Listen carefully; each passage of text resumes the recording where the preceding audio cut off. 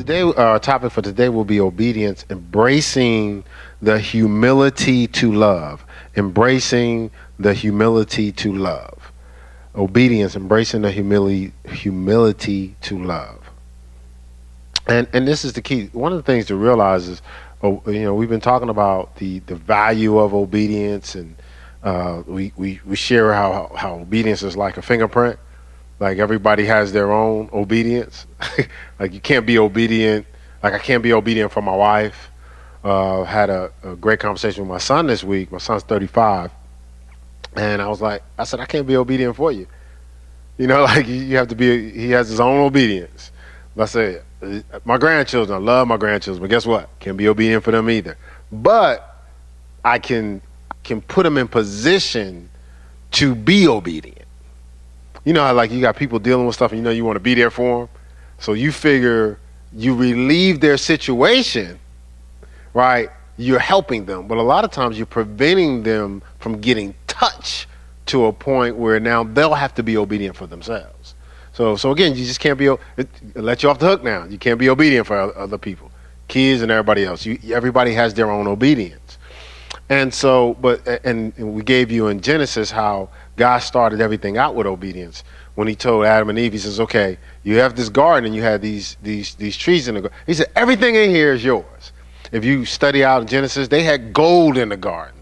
They had everything they needed. He said, now over here, I need you to tithe these trees right here.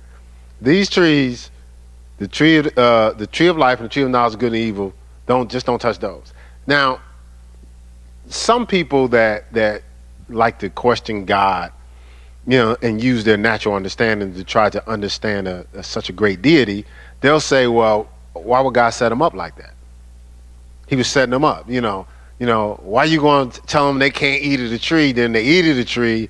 Now the whole world falls into sin. And then why can't they eat of the tree of knowledge of good and evil? Because remember, the Satan came to Eve and was like, see, God don't want you to eat this tree because he doesn't want you to be like him. Well, they were already like him, but just messing with their head. It's like somebody telling you you're not great, but I can show you how to be great, and then they give you some information that corrupts you as opposed to enhances your greatness. So they eat of the tree of knowledge of good and evil. At that point, before that point, evil was not an option in life.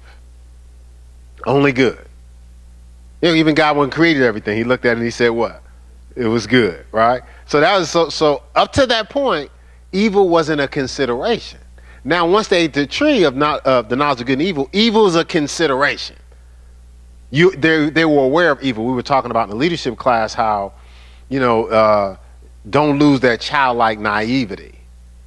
Because you lose that childlike naivety, you see the possible, or it's hard for you to do the impossible because you see limits. Like you take a child and you throw them in the water, what do? They start swimming. Take an adult that never swam before and throw them in water. I'm gonna drown. They haven't even drowned yet. But they know there's a possibility of them drowning. But kids don't know that. I gave them an example. I had a after-school program. I worked for a church for 12 years, so an after-school program. And one of the things we did besides football, some other stuff, we did basketball. So the kids were dribbling with both hands, shooting with both hands. And so one of the parents came in and said, Mikey, what you doing? You're right-handed. I said, shh. He don't know the difference. See, because of childlike naivety, the scripture says, come to God with the heart of a child. He didn't know he couldn't. So I gave an example of, you have to study out for yourself. Bumblebees fly, but if you go with logic and possibilities, bumblebees are not supposed to fly. They're not designed aerodynamically to fly. But they don't know they can't. So they just keep on flying. You see, so we want to... so once they ate of that tree, they were considering some of the evil things of the can't do's. Now that's a possibility. So now we end up doing things. All of us have probably done some things which would be in that evil category, right? We end up doing those things, but how do you do those things? How do you end up doing something God won't be pleased with? You usually come up with what? She said excuse, justification, but we'll use reason. Right? You come up with a reason. You probably call it good reason, but it's not a good reason. That's a good reason not to, please God. But you come up with a reason. We call reasoning strongholds. You know, because what happens is you think about doing something that won't please God. You know, and to keep that thought in your mind, you have to build up reasons to meditate on that thought, because just thinking it, you ain't gonna do it, but you meditate on it long enough, you act on it, right? But you need some pillars to hold that thought in place long enough for you to live it out.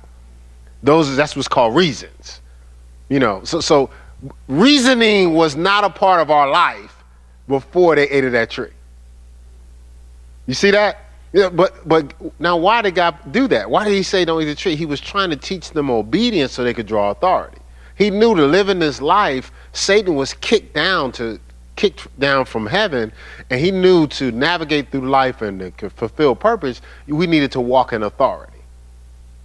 And to walk in you don't have authority until you submit to authority. I gave you the other week Matthew 8, verses 8 through 10, when Jesus was walking, and the centurion came to him and said, well, you know, could you heal my servant? Jesus said, no problem, I'll just come to your house.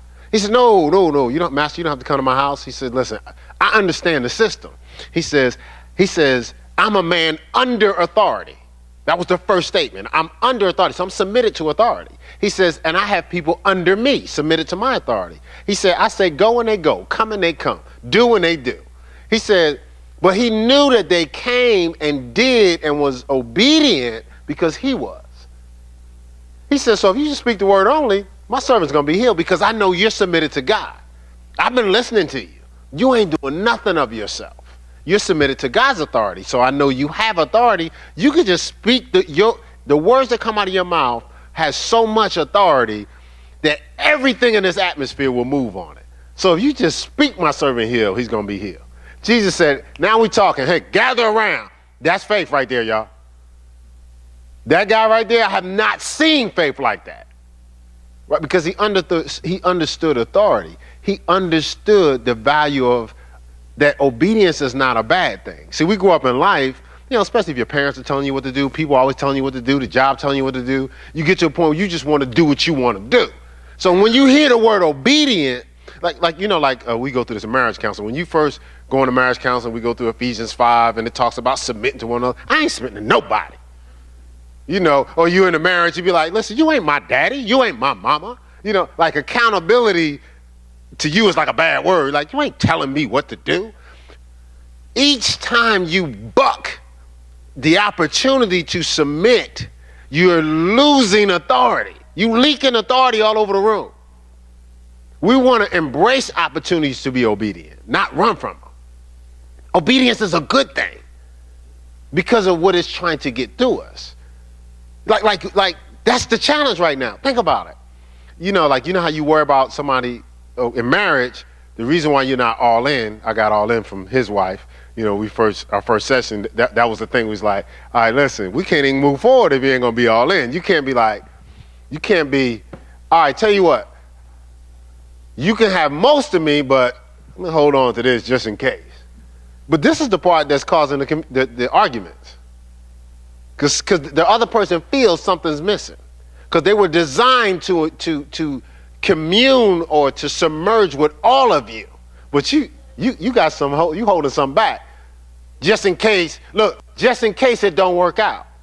But you get what you prepared for. You know, if you, I don't know if you guys know the history, like in circuses, Ringling Brothers and stuff like that, you have people that walk the high wire. You know, the greatest high wire walkers are what? The ones with no net. Why? Because they're not prepared to fall. Falling is not an option. Because you fall, you die, right? So when they're walking, they're not walking going, ooh, I hope I don't fall. No, you can't fall because there is no net. The ones that fall the most are the ones that have the net because they're prepared what? To fall. So if you go into supposedly a commitment and you're saying just in case it doesn't work out, you're not being married, you're trying to be married. So there's a possibility you won't be married, right? Because you're just trying it. It's a test. It might work, might not work. No, but you can't, that's not covenant. Covenant is I'm all in. See, because you're being obedient. God said that's my mate. God said you're supposed to be with that person. So you're being obedient. God said you're the person supposed to be with. This is all of me. I just need all of you. So you don't have to worry about being hustled and being taken advantage of if what? You're obedient. If you're willing and obedient, you shall eat the good of the land. Isaiah 119, right? 119, yeah. 118 is reasoning together, right? So if you're willing and obedient, the scripture says in Philippians 2 that Jesus was obedient until the death of the cross. I shared this with you last week. He was obedient to the part of him that couldn't be obedient, died. Till he killed that flesh.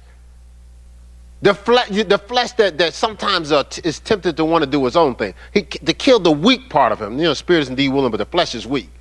So he was obedient to a point where the weakness in him that would tempt to be disobedient was dead.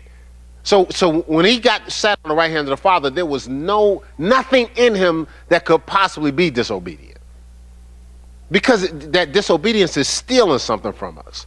All right, so obedience is teaching us a couple of things. The number one thing it's teaching us is humility. That was just a little review of what we have been talking about.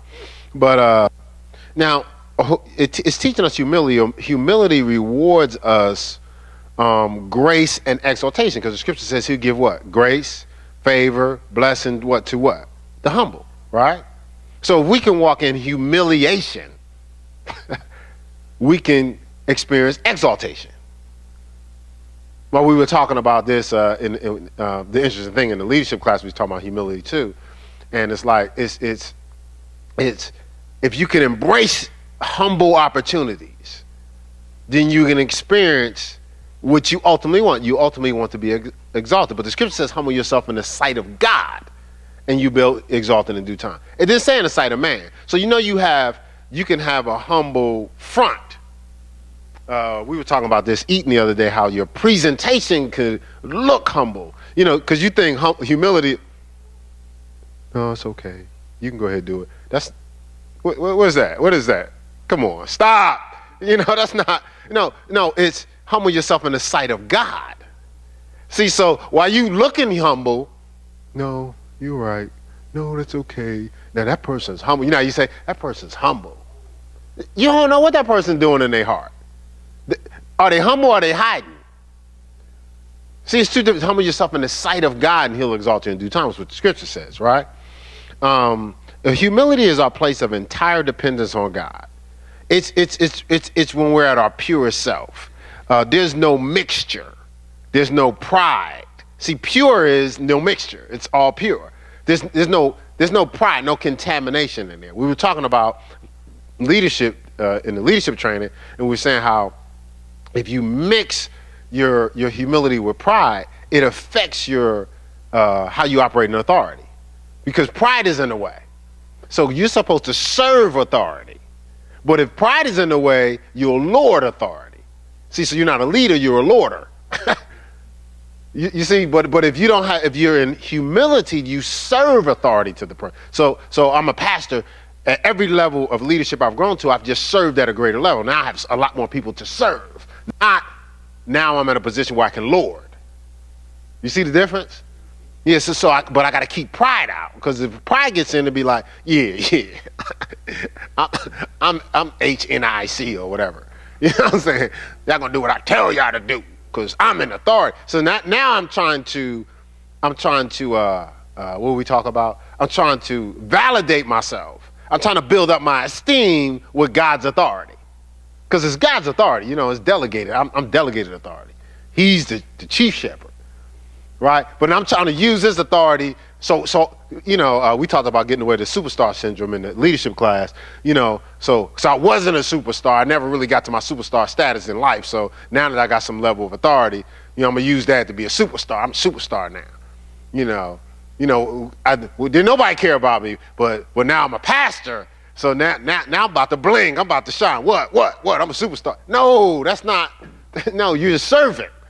You're at a greater level of service, though, right? If you walk in humility, right? If you embrace humility, right? All right. So humility is emptying you, making way for him. Being and doing nothing by ourselves that God may be all. So it's being and doing nothing of ourselves that God may be all. Humility.